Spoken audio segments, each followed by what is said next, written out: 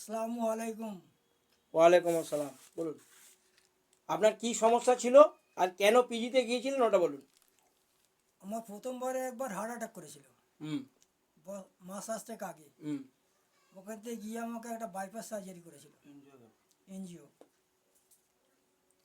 Angiography করতে ডক্টরবাবু বলেছিল bypass করতে, কিন্তু তারপরে আমি ওই আলিটার সঙ্গে যোগাযোগ করে আলিটার সঙ্গে পরামর্শ করে আলিটা বললো এইসব প্রোডাক্টগুলো খাও, আল্লাহর রহমতে ভালো হয়ে যাবে।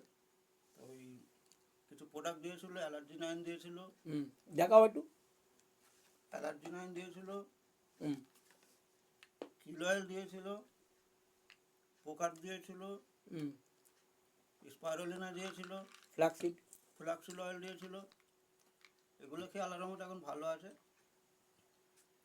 এখন আপনি কোনো কতদিন অসুবিধা নেই। হলো আর কোনো রকম ডাক্তারি মেডিসিন খাননি? না, ওই ওরা দিয়েছিল কিছু ডাক্তার ওষুধ হসপিটাল থেকে। ওগুলো আর আলাদাভাবে আপনাকে কিনে খেতে হয়নি। আপনি এই সমস্ত ভেস্টিজের ফুড সাপ্লিমেন্টগুলো খেয়েছিলেন। হ্যাঁ, খেয়েছিলাম। খেয়ে এখন কেমন ফিল করছেন? এখন আলহামদুলিল্লাহ ভালো আছে একদম, আল্লাহর রহমতে একদম। ঠিক আছে, একদম ভালো আছেন। আপনি এগুলো খান আর আপনি গিয়ে এগুলো কিনে নিয়ে আসবেন, নিয়ে এসে এগুলো খাওয়াবেন। ঠিক আছে? আপনার শরীরটা আগের থেকে কেমন লাগছে? আলহামদুলিল্লাহ খুব ভালো আছে আল্লাহর রহমতে।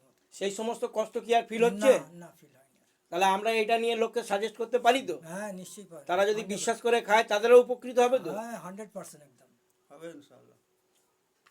তাহলে এই অবধি আপনি ভালো করে এগুলো খেয়ে যান আর রান্নার তেলটা আপনি চেঞ্জ করে নিন। রান্নার তেল বাড়িতে চেঞ্জ করে নিন, নিলে আরও দারুণ কাজ হবে। ভালো আছে। ঠিক আছে? হ্যাঁ, ঠিক আছে। তাহলে এই অবধি থাক। আসসালামু আলাইকুম। ওয়ালাইকুম আসসালাম।